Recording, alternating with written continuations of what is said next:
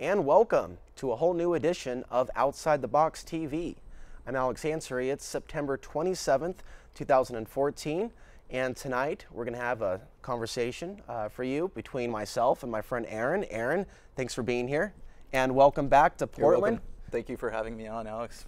Well, you've been traveling around the nation, and I did some traveling for a couple years before coming back to Portland. So I thought I would have you on to talk about your travels and some of the changes that you've seen in the Portland area, and then we'll get into some of the more larger global issues that you and I both enjoy discussing over coffee and whatnot. So how do you like being back in Portland after about a year away and or more, and what's changed? You know, it's a struggle, especially since you know, I have been so focused on you know, doing something with my artistic capabilities and my videography and photography skills and writing and that sort of thing, and you know, focusing all my energy on that, and you know, but there's people here who are, you know, kind enough to share their space with me, and so that makes it much more easy than it might for a lot of people who are probably sleeping on sidewalks outside. And you know, I was a student at the university for a while, so that yeah, I was kind of in transition, so to speak. After I stopped going, I didn't have a job, but I had, you know, some money that I on hand that I used to travel with, and you know, and shoot a lot of video, both here in the U.S. in the West Coast and in the UK, where I traveled to. And since I've been back, you know, it's been a bit of a struggle, but you know, like I said, I'm fortunate enough to have people who are helping me out, taking me in. So you're also experiencing the starving artist, or we can also say starving media activist lifestyle of traveling and traveling from couch to couch. But as you had mentioned to me earlier, you know, you were saying that you're getting a little old for this. Kind of describe the feelings that you're experiencing right now as you come back to Portland. And I was also curious your views on the increase in population that we've seen in just the last couple of years, and also projections for where Portland's going to be going from here. Well, okay, so that was a bunch of questions all in one. So you know, start with you know, the life of a artist, activist, filmographer at the age of 40. With a degree. With a degree. Yeah, I mean, it can be pretty exhausting at times. More exhausting than it was, say, you know, when I was traveling around being nomadic in my 20s. And was it easier to travel around and be nomadic a couple years ago, or is it about the same, with the economy being in a constant state of flux and things of that nature? I've been good at budgeting, so for me it was probably easier. I don't necessarily, you know, need as much in general as the average person. I don't have many addictions. I don't drink. I don't smoke. So you know, that cuts out a lot of money that I could be spending on, you know, cigarettes and alcohol every week, every month. I don't you know, I don't necessarily need to eat, you know, very expensive food, so, you know, there's that. When I was traveling, I did spend some money on, you know, staying at motels and things like that, but it wasn't, you know, they weren't like any kind of like resorts or anything like that, just Motel 6s and things like that. You know, so it wasn't too much of a struggle. I started running out of money, and then, you know, then it became more of a struggle. and so I've been running off of help out from friends and family and donations mainly since that time. Now, when did you first find Portland? You initially weren't born in the city. You came here at some point. Like, when was that? And you moved in and out of the city a few times. Yeah, in your journeys. I've been living in Portland since 1997, and I moved here from Arizona, from the greater Phoenix area. And there's a lot of people from Phoenix here at this time that just moved in this last migration wave. Yeah, yes, and I found that to be the case when I first moved here too. I ran into some people who I used to know from when I lived in Phoenix, and there are people coming from all around, all over the West Coast, and even the other Portland, Maine, Hawaii. There's a lot of people, or more people I'm meeting here from places like New York, even New York City. Right. So people come from all over, and I think that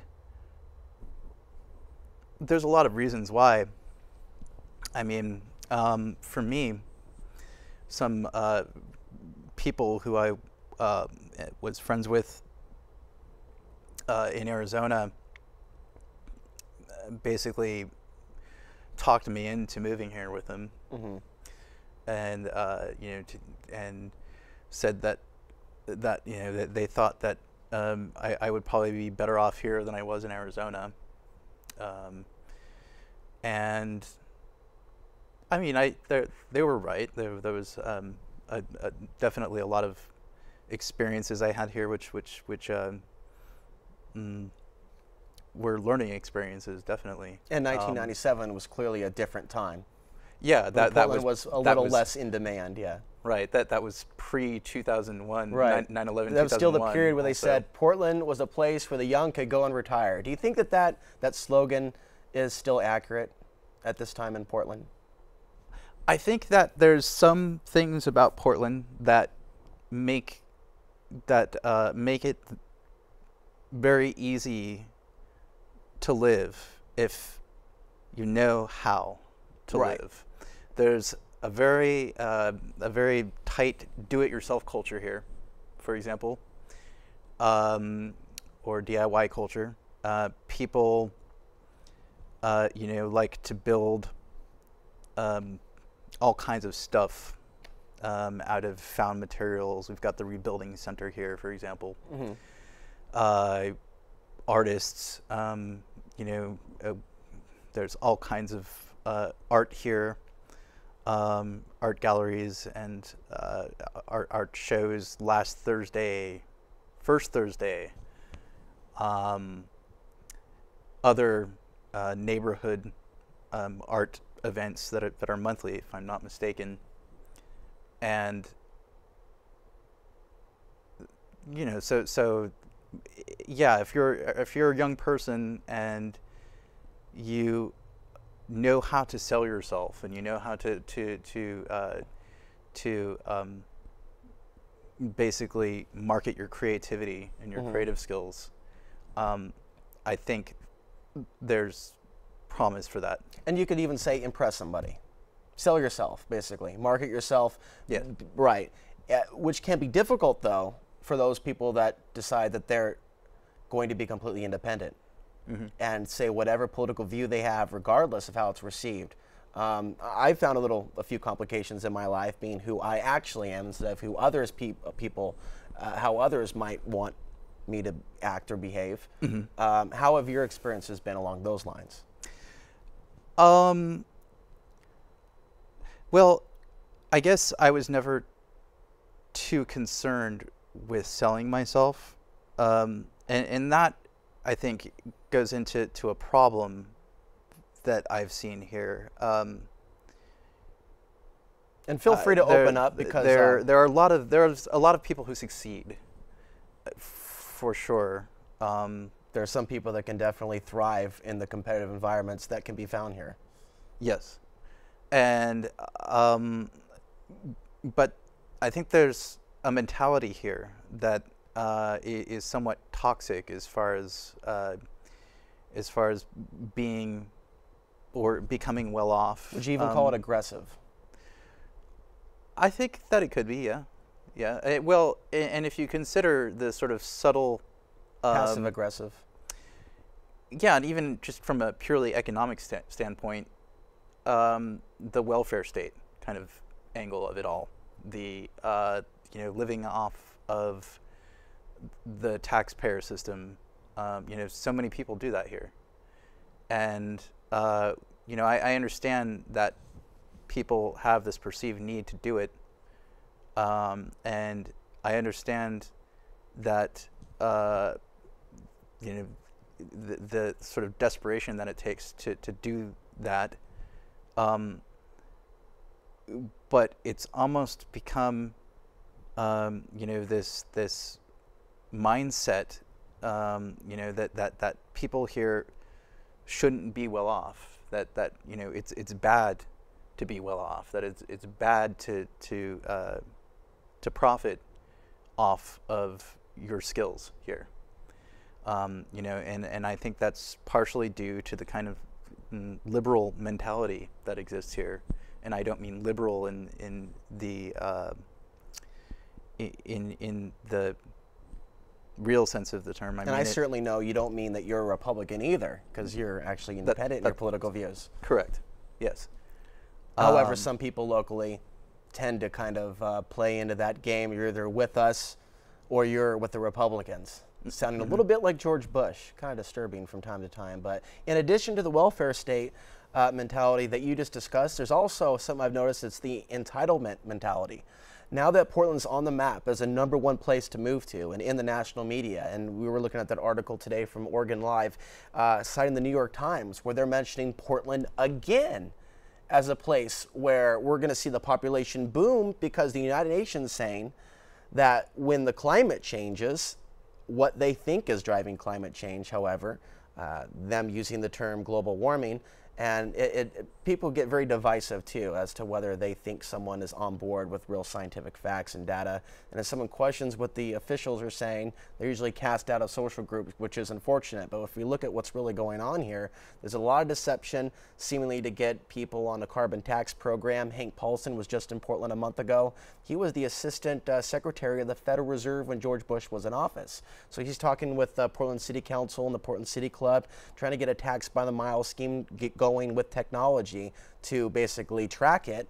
At the same time, in seemingly, I suspect, coordinated effort with the New York Times and mainstream publications, they're saying that Portland is going to be the place where people might be able to migrate to as the rest of the country falls apart from what they say is causing climate change, global warming.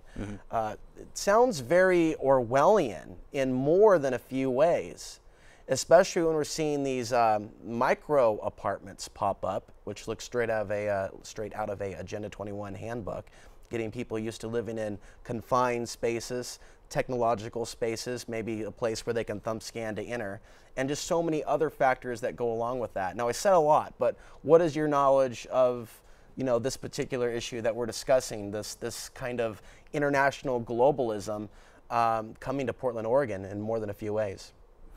Well, in my opinion, as far as the science behind climate change, there's, I think there's a lot that's still up in the air as far as that goes. And when I say climate change, I mean climate change. I mean, the climate is changing right all the time. Why it's changing is it's debatable as to exactly how much of it is due to human activity versus volcanoes. Like there's one that just blew in Japan, and volcanoes put up a gigantic amount of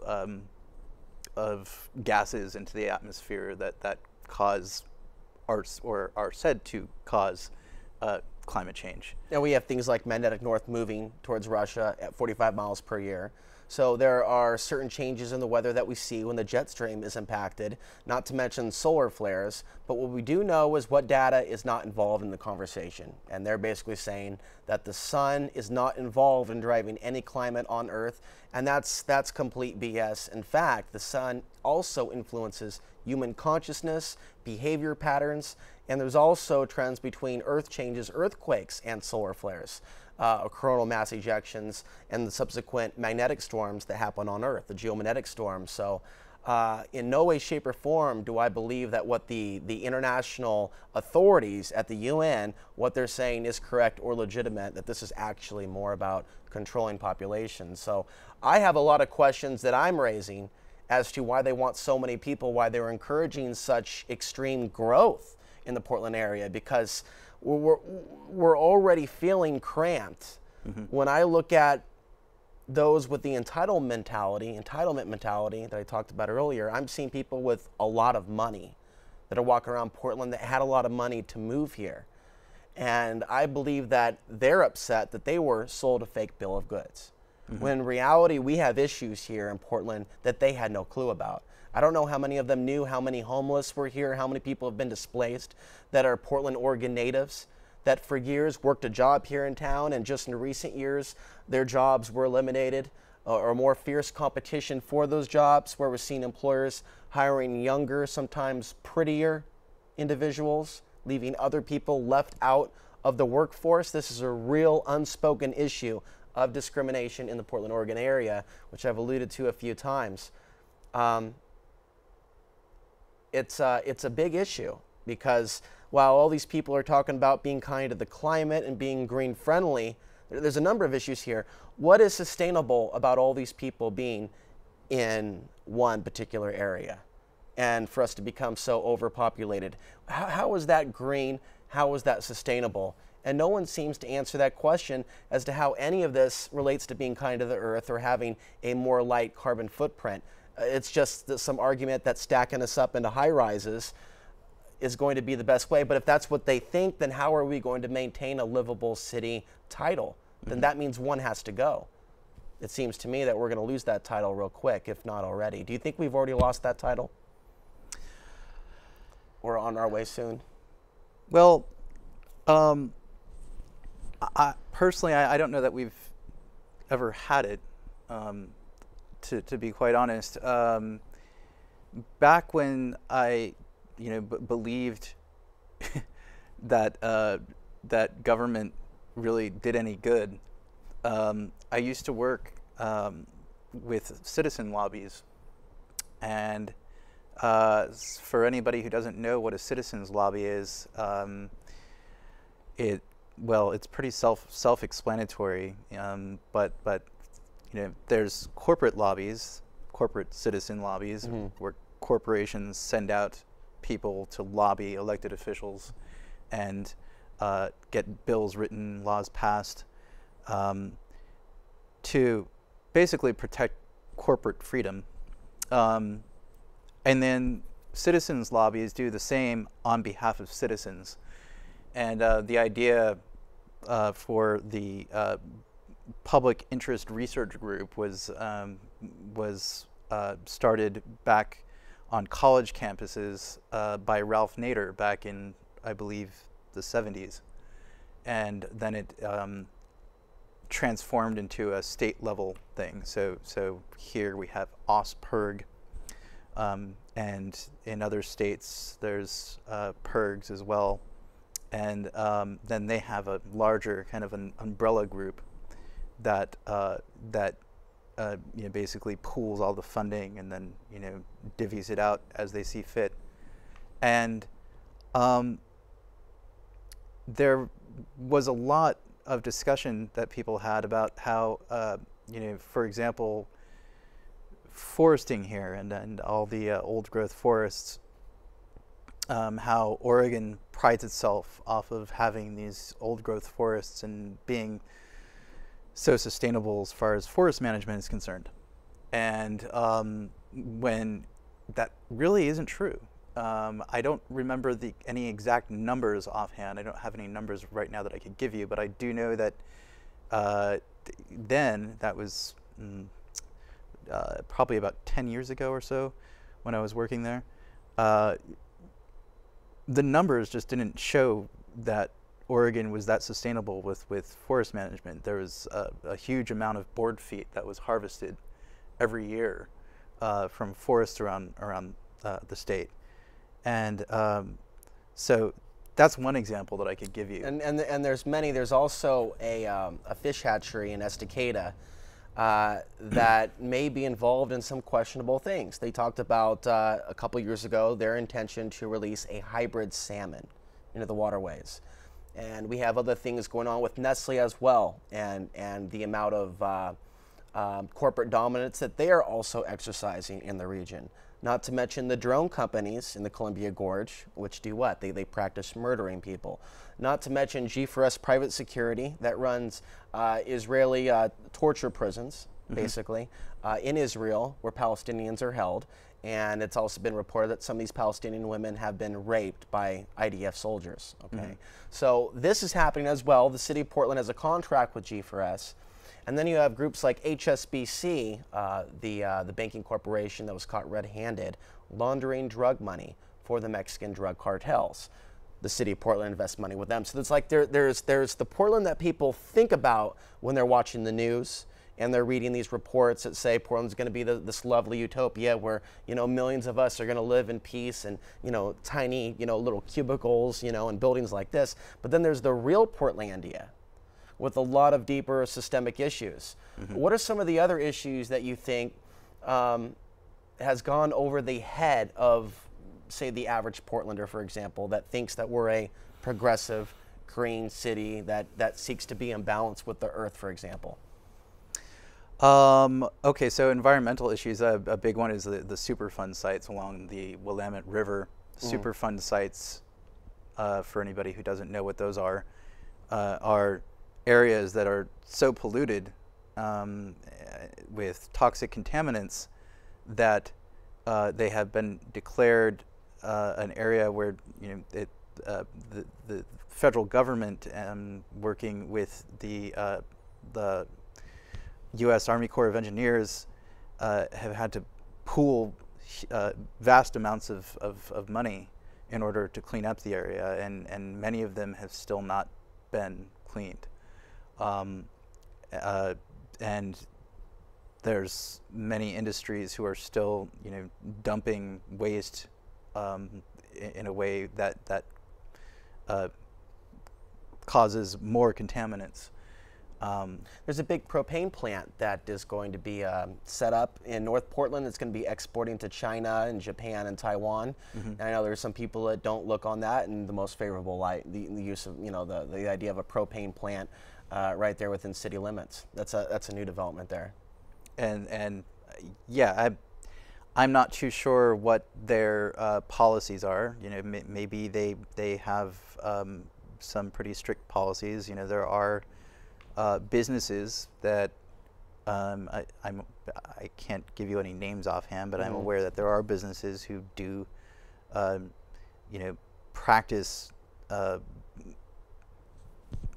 or their practices as far as polluting waterways and things like that go are safer than others. So that is definitely something to consider, yeah. And there's the coal.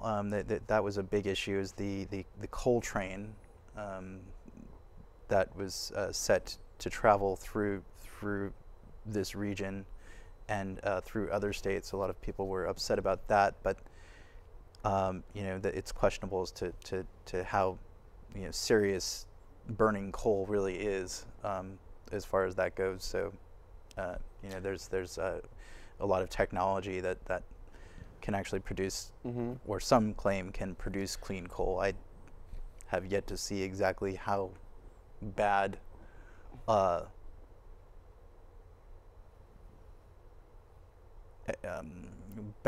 bad the pollution is caused by coal. So everything that we've talked about up until now seems to be systemic of a deeper root issue, and that root issue seems to be people lying to themselves. And being a Portland native, being born here in 1980, and seeing the city go through changes, and seeing the city at times where I witnessed more community, where I witnessed more responsiveness to shows like this, where I was more involved in the community because, of course, there were more networks that were involved in activism. Things have very much changed. I don't know if you would agree or not, 10 years ago versus today in terms of activity. You know, there were times where there were larger marches and things like that, more documentary films being released, more producers here at Access TV producing counterculture media. There's still some, but it's trickled down to maybe a fraction, perhaps more of what it used to be.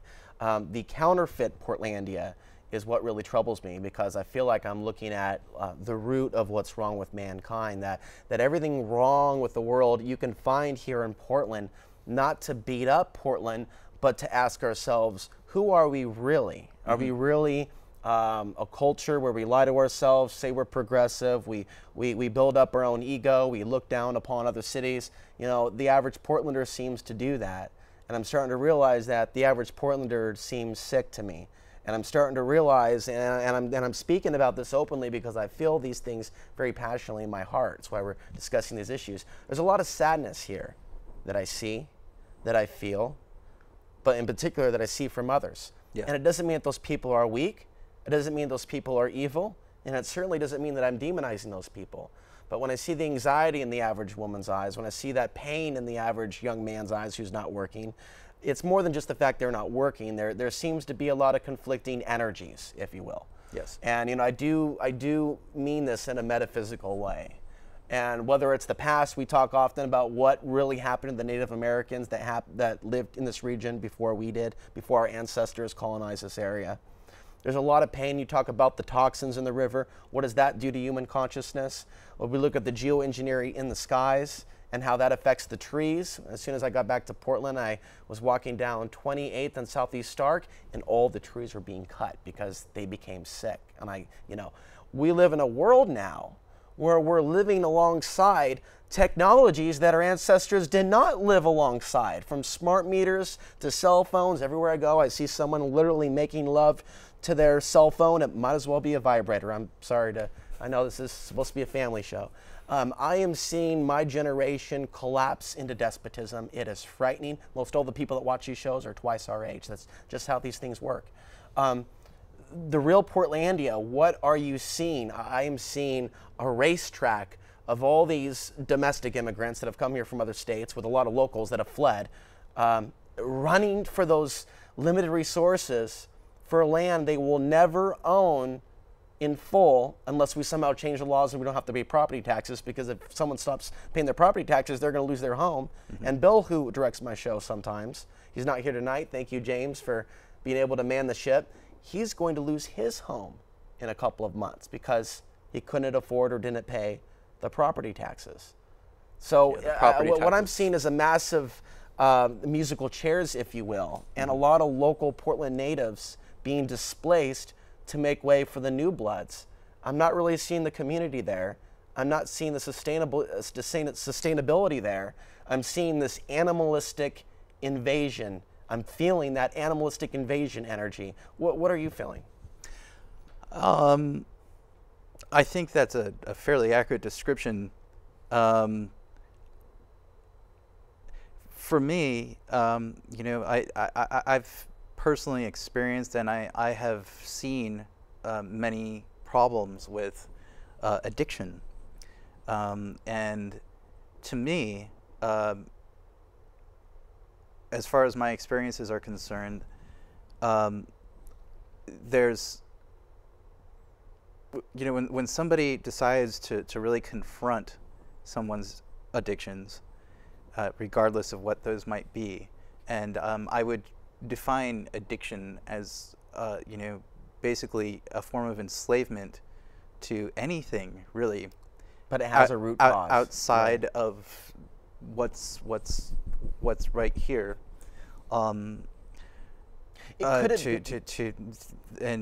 Enslavement as far as, you know, believing that you need this thing to make you happy, whatever it might be, or to fulfill this void that's the inside. Void. Now, I know for a fact that we're just about #1 on drug rehab. I don't necessarily mean success. I mean the amount of people that are being enrolled in these programs, inpatient and outpatient. We have quite a few in the Portland area. And between 1999 and 2003, 2004, I dabbled with heroin, as you already know. some people are new viewers. They don't know the background of that story. I'm saving it for a life story. When I got involved in Access TV and speaking out against the corrupt society, that world changed for me. You know, and I stopped hanging around those, quote, recovery rooms because I saw anything but recovery.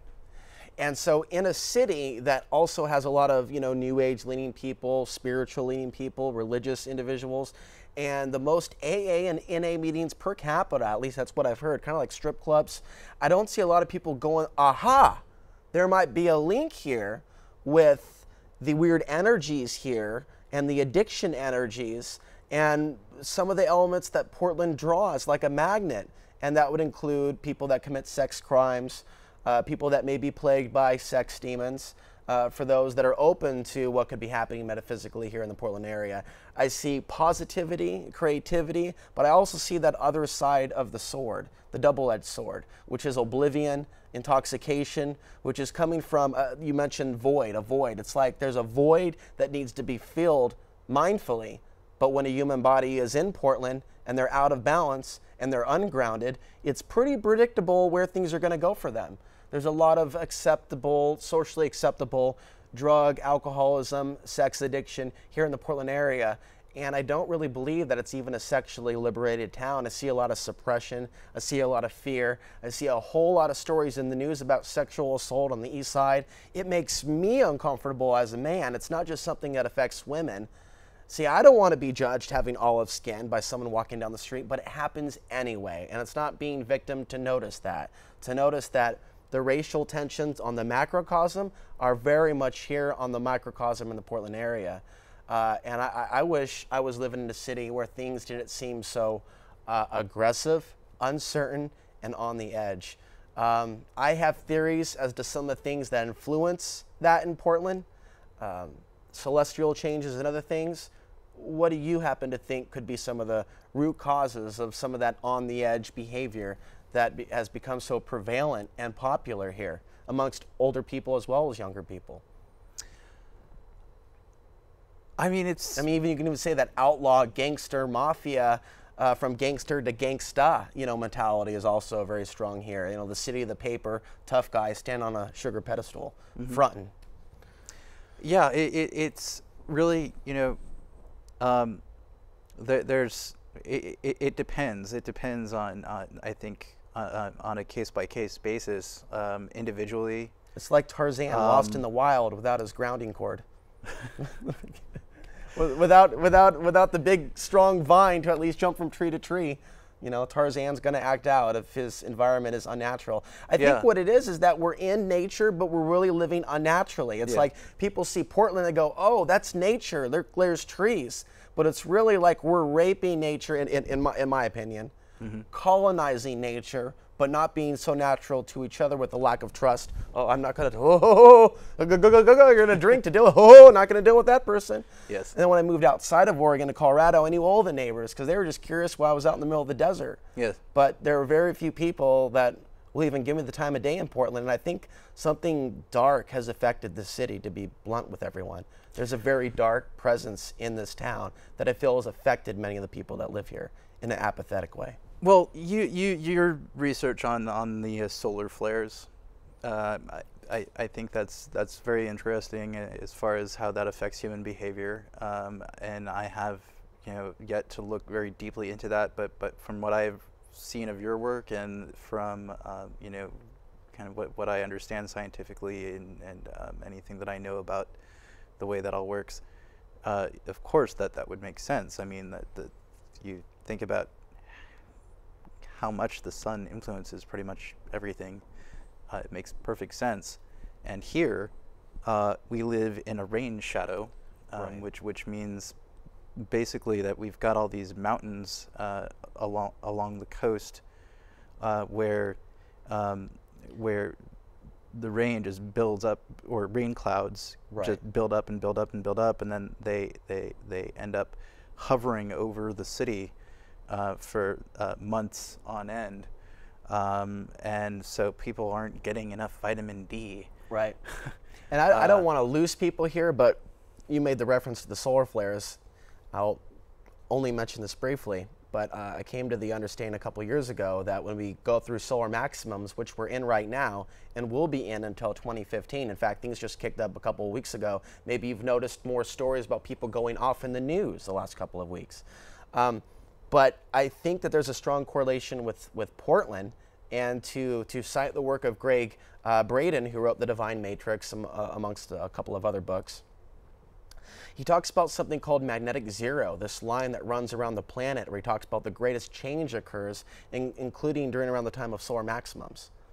And Portland is very close to magnetic zero, as well as other West Coast cities. That may be a reason why there's such a high concentration of population, of media that's created, of all different types on the West Coast of the United States, from movies to music to other things organized off of the West Coast of the United States. Not just there, but I think that Portland being where it's at and having an interesting history, there are trends where it seems like people are in their game during solar maximums, and knowing enough Portlanders, hundreds of them, and knowing out of those hundreds, a few dozens, their life stories very well, it seems like during solar maximums, those that live in Portland are going through the greatest change, switching jobs, switching relationships. If they have or are prone to drug addiction, it seems like that's when they use the most. And so solar maximum, we're looking at late 70s, early 80s, also a very violent time in the Portland area with gangsterism and things of that era. And then we have the gangbanga era of the late 80s, early 90s, and we see increased violence in the Portland area, as well as, you know, a bigger SWAT team building up on the local level. You also saw a migration wave during that period. I also think that baby booms also accompanied solar flares. But moving to 2001, we had 9/11 and massive protests, or more protests during solar flares and solar maximums. Leading into 2002 and 2003, where one day the street was shut down on Burnside, you know, and people were feeling it. Yes. And then 2004, 2005, I noticed an increase in documentaries being produced as the solar flares quieted down and we went into a minimum phase. And it seems that when we're in a minimum phase, people are thinking a little clearer. You know, the cognitive functions are a little sharper. So certain things that someone needs to settle down and focus for seem to get done. Then we were talking to somebody at the park, and he was talking about the influence of supermoons and other types of moons and alignments that dovetail with the solar flares. But right now, I don't know what this last moon was that we just passed out of. This is a very challenging time for people here locally that may not know who to talk to about these things. But without getting too deep, and hand the mic back to you, this is a time where things are intense on the planet. And Portland is a place where I believe that people are affected by these changes. And by being aware of these changes, hopefully we can steer things in the proper direction. It seems very synchronistic that I chose to come back during solar maximum for a calendar year. And if I continue to be homeless this time next year or in 6 months, or if I still have no place to park and there's really no response from the audience watching, then I will leave Oregon forever and never come back, because this place is getting really, really dark and really, really cold and really, really greedy. But I also think it's important and healing for me to have the guts to come in the studio and talk about what we're experiencing, what I'm experiencing, what you're experiencing, because hopefully we can contribute some information that might help someone that's currently suffering right now. Someone could be suffering from drug addiction, alcoholism, chain smoking. There's something about me and cigarettes, man. Every time I come back to Portland, I become a smoker again. And when I leave Portland, it's easier for me to not smoke. There's something about me having an inclination to shut down the heart chakra, because what my heart feels in Portland is pure pain and control. Well, and so people cope, I think, subconsciously with the things that they're picking up on, depending on their sensitivity levels. And we do have very different sensitivity levels. Some people feel nothing. Okay, and some people feel everything that's been left behind from previous generations. You know, I think that pain and control exist to some extent pretty much everywhere. I mean, I traveled back to Edinburgh, Edinburgh, Scotland, where I was born, and you know, there's a really big problem there with drinking and alcoholism. Of course, they also have similar weather patterns there, which is interesting. I've also noticed certain types, at least I detect certain types of bloodlines from Western Europe that seem to really prefer Portland because of its climate it's rain and more. Yeah, So it seems like there's a biological imperative, and that might be something that's influencing the great racial divide between those that are completely white and the very small percentage of the quote other that reside in Portland. That's part of it, yeah. And I think that you know, all the settlers who came here back in the 1800s were of European descent, and you know, so they became all the landowners, and there's a history here with dark-skinned people, as far as what you mentioned before with gentrification, and there was, for example, a flood that swept through north of Portland. The Vanport flood. Yes, the Vanport flood. And a lot of the African Americans that were living in that region, a lot of them came from the South, where they were brought up to basically be a part of the military-industrial complex, building ships and other things when we were at war during World War II. Yeah. Yes. So, you know, and that's just one example. They were forced to relocate. You know, kind of what happened with First Nations people in this country. Same thing, except these were people who had, you know, first or second generations away from of slaves.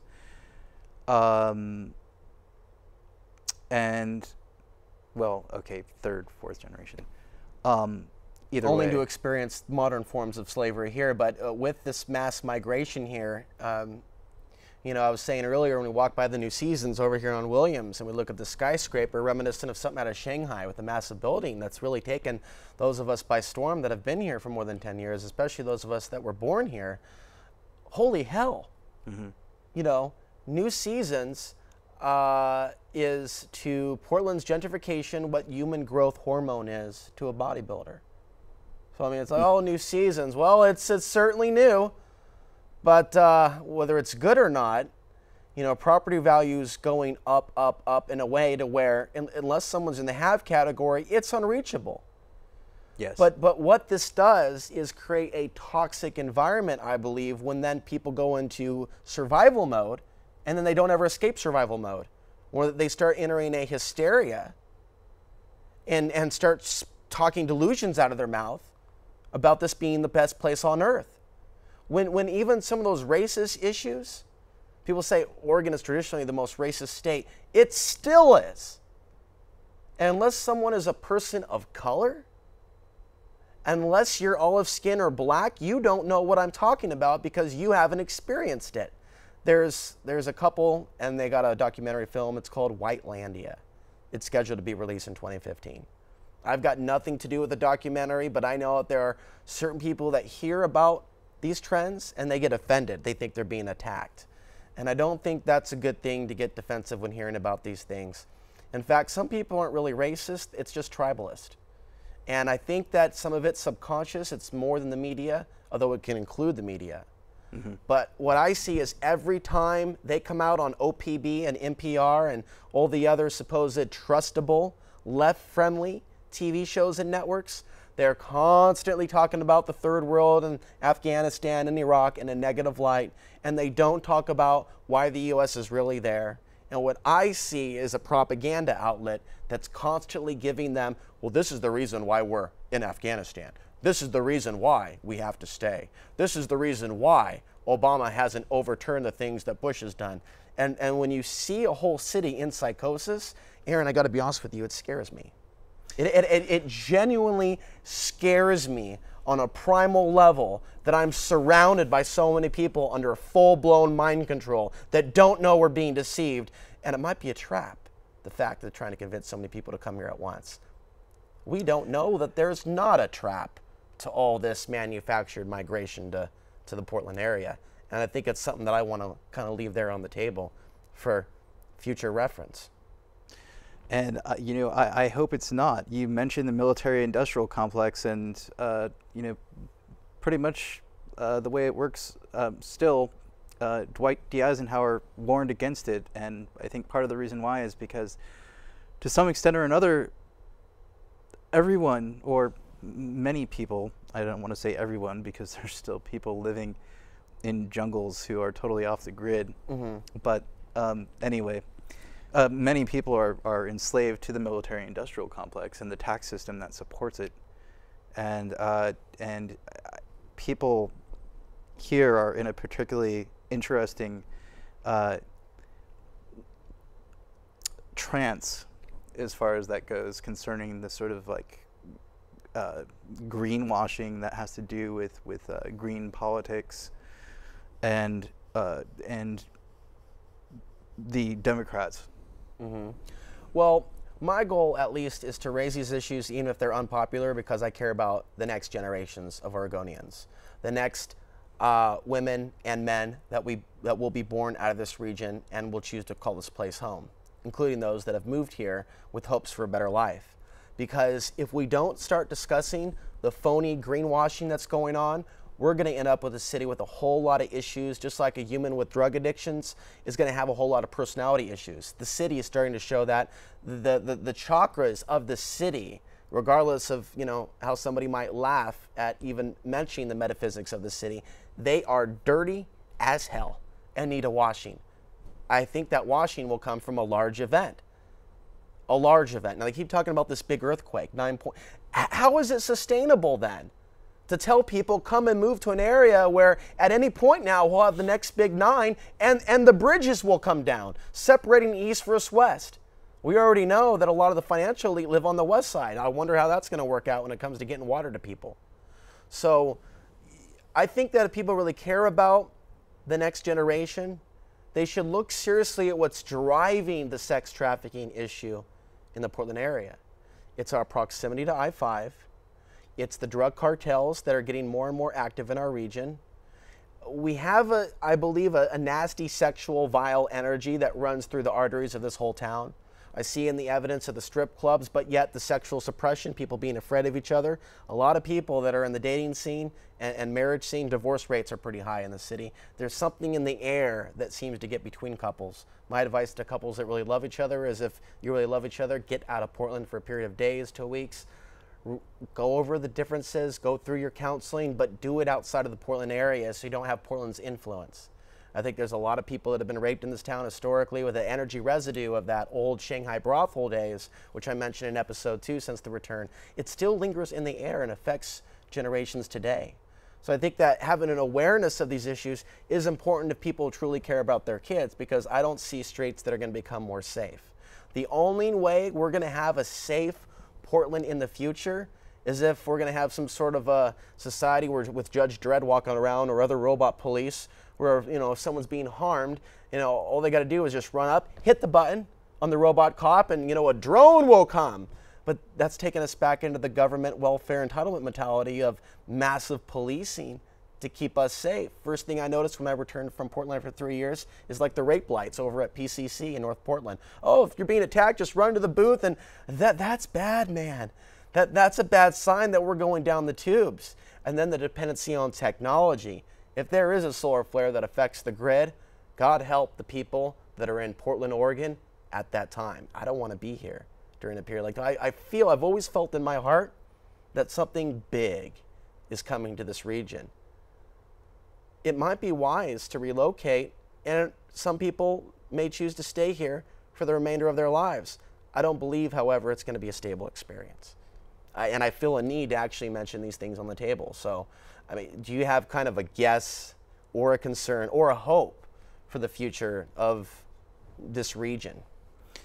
Well, you know, as far as the earthquake threat goes, I've taken some geology courses and have therefore, you know, read up quite a bit about it while I was taking university courses, and you know, and I've been interested outside of that as well. And so, you know, I understand as far as predictions go and models and things like that with anything, whether they be climate or geology, that there's, you know, they can be off.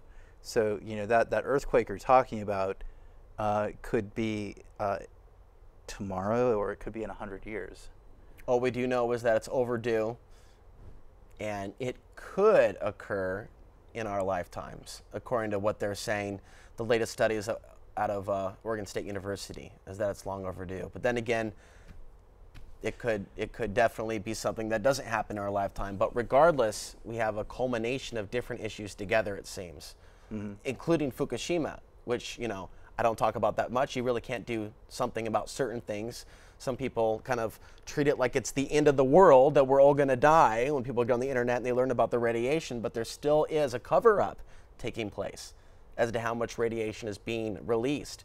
There are some reports that after Fukushima that there was an increase in miscarriages in the Pacific Northwest. I don't know if you came across that article. So as this radiation continues to come over, I wonder how it's going to continue to affect the nature here in Oregon. And in addition to that, there's so much focus on, how can the emissions be controlled in the United States. There seems to be no control in China over those same emissions. And they're increasing by the day, and that pollution is getting from Asia all the way over here.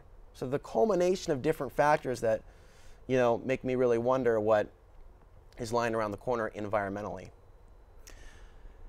Yeah, and it's up in the air. I was just listening to an interview with the philosopher Stefan Molyneux. I can't remember of the name of the man he was interviewing, but he used to work for Greenpeace, and then separated from Greenpeace and began doing his own kind of green business work outside of that. I think the company he started was called Green Spirit, and he was talking about how the nuclear threat isn't as bad as people make it out to be. We're talking about there's nuclear no radiation. Deaths, there's no deaths as a result of Fukushima, for example. I think there's been, I recall the number 56 deaths due to nuclear radiation since nuclear power was used. Right. And so there's that. Well, we do know that there's a cover-up in terms of what the radiation meters are reading, and that is not legitimate for governments to do that. That part we know is a fact, but what you're saying also needs to be taken into consideration, because we actually could talk about this in another episode. We probably should, since we only have 5 minutes left. The nature of hysteria in conspiracy research arenas is through the charts. I haven't vocalized this in every episode, but there are certain people that talk conspiracy theory and they talk about depopulation, and what they're really doing is polluting minds. They're almost brainwashing in their own way because of the rating yield. There's a certain guy who will remain unmentioned, who's a former friend of mine, who's on the radio here in town 5 hours a night on 101.1, who I believe is knowingly lying to the audience in order to get that emotional reaction of terror. And it's almost a mind control op where he will talk to you like a friend and then terrify you, talk to you like a friend and terrify you as if you're being tortured. There's a lot of mind games. This particular twisted individual that might be channeling, fallen angel spirits for all I know. And I think there's a reason why he's on the Portland airways projecting disinformation. But you'll find that type of stuff there. I think we need to strike a balance to where we don't believe the official story, but we also don't lead to hysteria because the official story is a lie. That we look for the absolute truth, and that we continue to keep our focus on what we also want out of the world in terms of what we're becoming aware of. And the last 4 minutes that we have, I'll go briefly. Then one of the things that I like to see is more community again. I'd like to see more meetups where it doesn't matter whether we're a Democrat or Republican. I'd like to host meetups where people don't come with daddy issues and expect me to be charismatic or be like I am on TV, and just relax and have a conversation and just have a beer. And it'd be cool that I don't watch mainstream TV and follow up with the latest reality TV show. If I had a nickel for every time someone tried to introduce me to their girlfriend or their boyfriend or their spouse, and there's that sense of disappointment that I'm not a mainstream normie. And that's the reality of the situation. It would be nice if the conspiracy-minded people of Portland that watch shows like this would get away from their computer more, their Facebook account more, and actually help us organize meetups to where we can kind of have that healing moment of feeling like we're a part of a community. Because right now it's scary to be a good Portlander in Portland. There's a lot of darkness here. There's a lot of darkness right here in this town, a lot of anger, a lot of rage, a lot of pain. And, you know, for us to feel well, you know, our hearts right here. I feel a lot in this town. There's something about this town that gets my creativity going. It's why a lot of people here. But there's a dark side to that. So I'm just going to leave it at that. I'd like to see some good organic, I'd like to feel organic community out of this region where I actually mostly just see a lot of suffering. What would you, as we wrap up tonight, most like to see out of Portland or your return experience to Portland? Similarly, I think that there is a lot of pain and suffering here. I think that it's almost as if people that are grieving, trying to find their way, or gravitate here too, as well.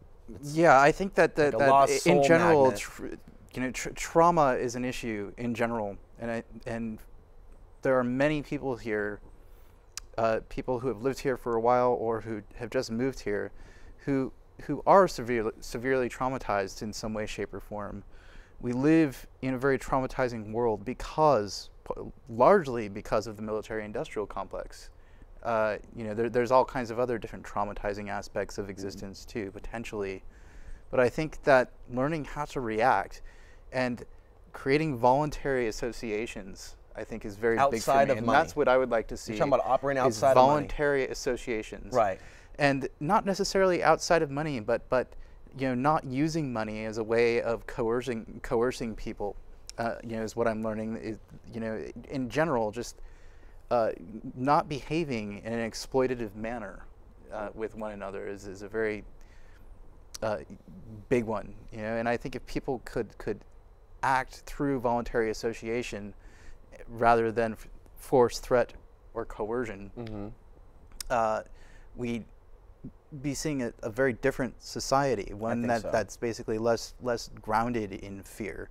Whether or not there's really things that are a danger, is a different story. But at least people would be able to associate voluntarily with one another instead of exploit each other throughout the process. Well, hopefully this show tonight will reach the right people out there that have the eyes to see and ears to hear, and hopefully, we will both have a eye-opening and rewarding and adventurous and educational return to Portland, and hopefully a swift departure from Portland if need be for either of us. And I'd like to thank everyone for watching tonight. We will be back next week. My YouTube, by the way, is youtube.com/Alex Ansary. I'm still living in my camper on wheels, still looking for places to park in the Portland area. My email is available. Thank you for coming on, Arran. Thanks for having me on, Alex. And thank you, James, for directing tonight. We'll see you all next week.